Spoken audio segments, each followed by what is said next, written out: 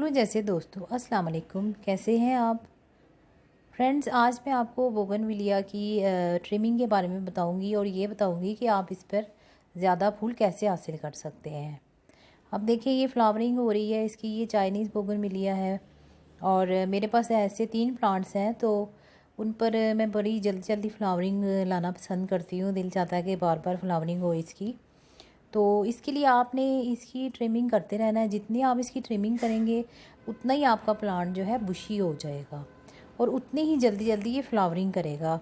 अब ये मेरा प्लांट है, ये फ्लावरिंग कर चुका है। आप देखिए इसकी साइडों से कैसे टहनियाँ निकल रही हैं जिन पे फ्लावरिंग हो चुकी है। तो ये जो आपको टहनियाँ नज़र आ रही हैं, ये देखें, ये वाली, इसको मैं कट कर दूँगी। जैसे ही सर्दियों के स्पेंड फ्लावर कट करते हैं हम, उसी तरह इसकी भी एक किस्म की डेड हेडिंग होती है। तो आपने भी जैसे फ्लावरिंग ख़त्म होगी, आपने इसके सारी जो साइड ब्रांचेस हैं और जो नई ब्रांच शूट आ रही होती है उसको भी आप कट कर देंगे, तो इधर से 2 टहनियाँ और निकल आएंगी। तो इस तरह जो है आपका प्लांट जो है वो बुशी होता जाएगा। तो जब भी मेरे तो प्लांट की आती हैं नई, जो होती हैं टहनियाँ आती हैं, नई ग्रोथ होती है, उसको मैं कट कर देती हूँ। इधर से बिल्कुल नोट के पास से आपने कट करनी है जहाँ पत्ते आ रहे हो, तो आपकी यहाँ से 2 ब्रांचेस निकलेंगी। और ये देखिए सूखी टहनियाँ जिन पे फ्लावरिंग हो चुकी है, इनको भी कट करते हैं।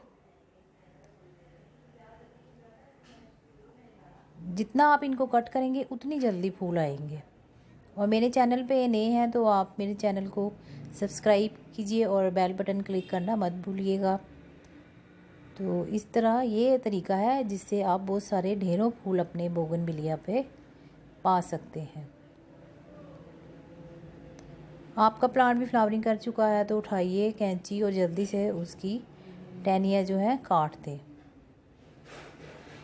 इसको हम लाइट प्रूनिंग का भी नाम देते हैं। ये छोटी छोटी टिप्स होती हैं जो हमारे प्लांट को हेल्दी रखती हैं और इसकी फ्लावरिंग जल्दी भी आती है इनसे।